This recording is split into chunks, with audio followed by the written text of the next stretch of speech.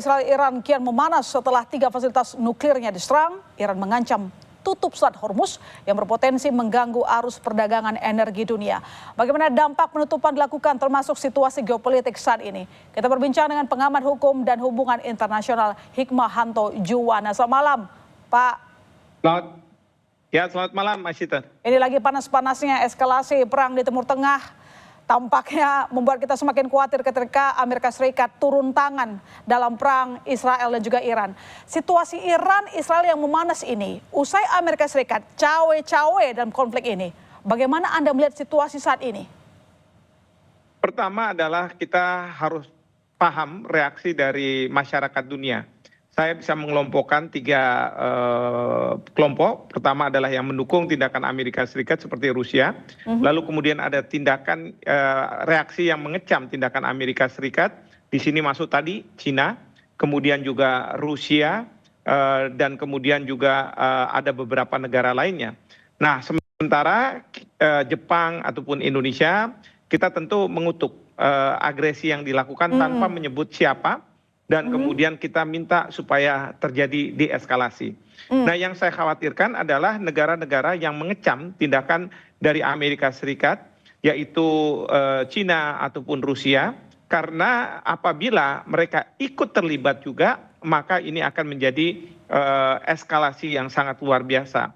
Kita tahu saat ini Iran, Menteri Luar Negeri Iran berkunjung ke Rusia, bertemu dengan Presiden Putin. Nah, ini sebenarnya memberikan message kepada Donald Trump bahwa Iran serius untuk melakukan serangan ke Amerika Serikat, bahkan dengan meminta dukungan dari negara-negara besar.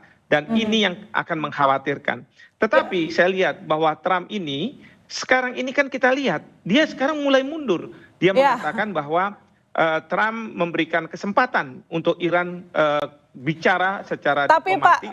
Tapi maaf saya potong, sikap Trump ini nggak bisa kita pegang, Pak. Kemarin pun katanya tunggu 2 minggu dulu baru akan mengambil sikap terkait dengan perang di Timur Tengah, tapi kemudian tiba-tiba membombardir lokasi di Iran begitu, tiba-tiba begitu loh. Ya, dia kan kayak bermain kartu. Ya, coba ingat pada waktu pengenaan tarif, semua langsung dikenakan. Tetapi kalau ada yang melawan, langsung dia ciut.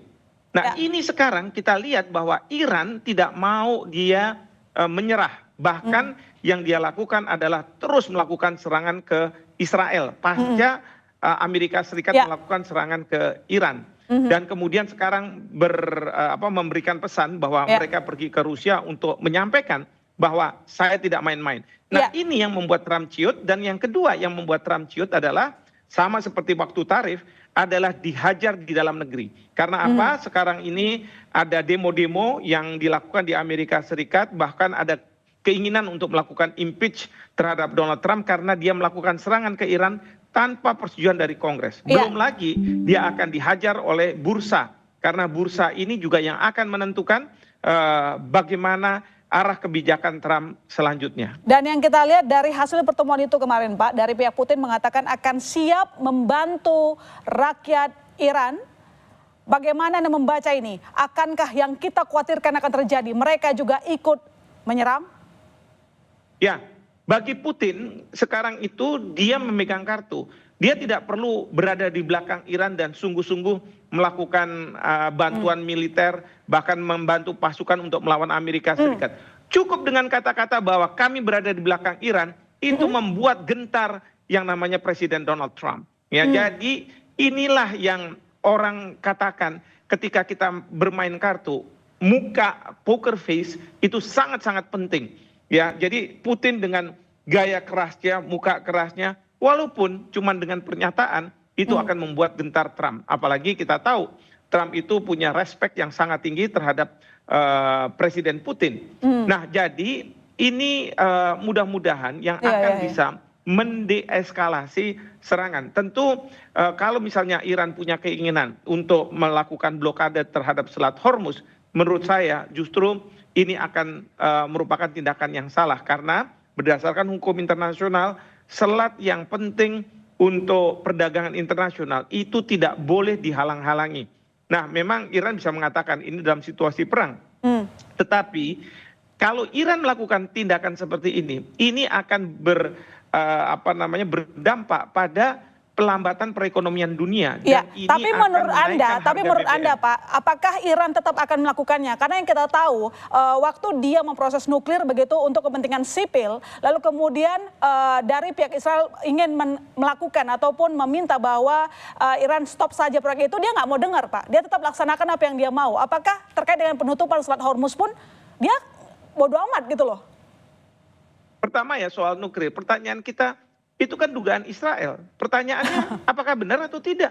Siapa yang berhak untuk melakukan inspeksi? Buktinya Harusnya kan Israel nggak IAEA. percaya, Israel tidak percaya, Amerika tidak percaya. Tapi buktinya Iran mengatakan bahwa kami anggota Non-Proliferation Treaty yang memang kami tidak diperbolehkan untuk melakukan pengembangan senjata nuklir. Belum lagi dia mengatakan bahwa sebenarnya tidak ada.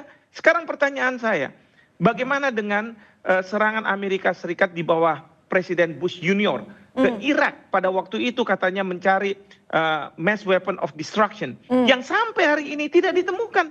Apakah ini sekedar alasan untuk menyerang katakanlah Iran yang selama ini dianggap oleh Amerika Serikat dengan Israel melakukan serangan terhadap Israel melalui Hamas, melalui Houthi, melalui Hezbollah, atau memang benar-benar ada? Nah, ini yang masyarakat internasional mengatakan kalaupun memang Iran mengembangkan, silakan IAEA yang masuk, tetapi tidak boleh dengan dugaan-dugaan melakukan serangan ke Iran.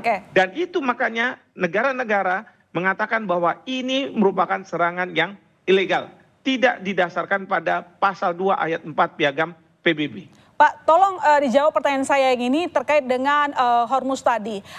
Anda mengatakan kalau itu dilakukan itu justru melanggar. Tetapi apakah menurut Anda Iran melakukan itu karena memang dijadikan alat tawar politik untuk menghadapi tekanan Barat?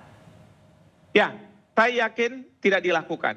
Bahwa ada anggota parlemen yang menyampaikan itu untuk daya tawar ya kepada Amerika Serikat maupun Israel bahwa ada kekhawatiran supaya ada daya gentar. Tetapi saya rasa pemerintah Iran akan sangat rasional. Posisi sekarang dia berada lebih unggul karena dia sekarang punya kesempatan untuk menyerang Amerika Serikat dan mendapat dukungan dari negara-negara. Dan kita berharap bahwa pemerintah Iran rasional dan tidak melakukan tindakan itu yang akan mengakibatkan kerugian sangat besar bagi dunia. Dan justru dia tidak akan memperoleh simpati lagi dan kemudian tidak mendapat dukungan dari masyarakat internasional. Ada permintaan gencatan senjata. Apa yang bisa dilakukan oleh PBB di sini? PBB sudahlah, kita nggak usah pikir PBB. PBB itu di Dewan Keamanan ada Amerika Serikat. Pertanyaan kita, apa tidak akan mereka veto? Veto. Buat apa kita mengandalkan PBB? Sekarang kalau Amerika Serikat pada waktu menyerang Afghanistan, menyerang Irak, mereka bisa membuat coalition of the willing. Sekarang Bapak Presiden dengan negara-negara yang cinta damai membuat coalition of peace. Itu yang harus dilakukan oleh pemerintah kita. Oke, lalu apa yang akan terjadi ke depan? Akankah perang ini semakin memanas atau ada yang bisa kita lakukan untuk meredam emosi masing-masing negara? Sekali lagi, ini sangat bergantung bagaimana Amerika Serikat akan bersikap. Kalau Trump, dia sudah mulai mundur seperti pada waktu dia mengenakan tarif kepada banyak negara, kemudian tidak banyak negara yang mengemis, ya, maka dan melawan, maka dia akan mundur. Tetapi kalau misalnya Trump masih percaya diri, bahkan didukung oleh rakyatnya, mungkin ini akan bereskalasi. Kedua, bagaimana sikap Iran? Bagaimana Iran akan merespons serangan yang dilakukan oleh Amerika Serikat. Karena sekarang adalah giliran Iran untuk menyerang balik berdasarkan pasal 51 Piagam PBB. Yang ketiga adalah bagaimana reaksi dari negara-negara yang saya sebutkan tadi, yang sudah menyatakan bahwa ini merupakan pelanggaran yang dilakukan oleh Amerika Serikat.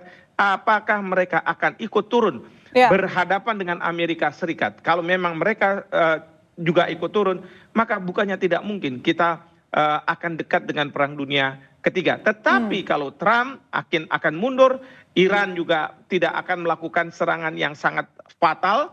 Dia akan melakukan serangan balasan tetapi sekedarnya saja supaya tidak dianggap menyerah. Dan kemudian negara-negara yang merespon negatif terhadap serangan Amerika Serikat ini tidak turun untuk membantu Iran, maka kita bisa diselamatkan dari Perang Dunia Ketiga. Dan sejauh ini ketika kita melihat Presiden Amerika Serikat Donald Trump agak melembek, apakah Anda melihat bahwa sudah mendekati titik perdamaian?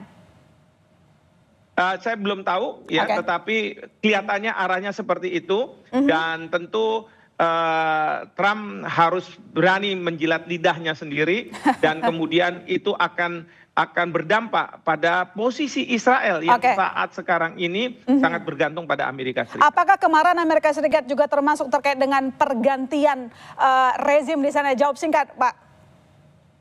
Sekarang Amerika Serikat sudah mengatakan bukan tujuan kami untuk merubah rezim di Iran. Trump sudah mengatakan seperti itu dan menawarkan perdamaian.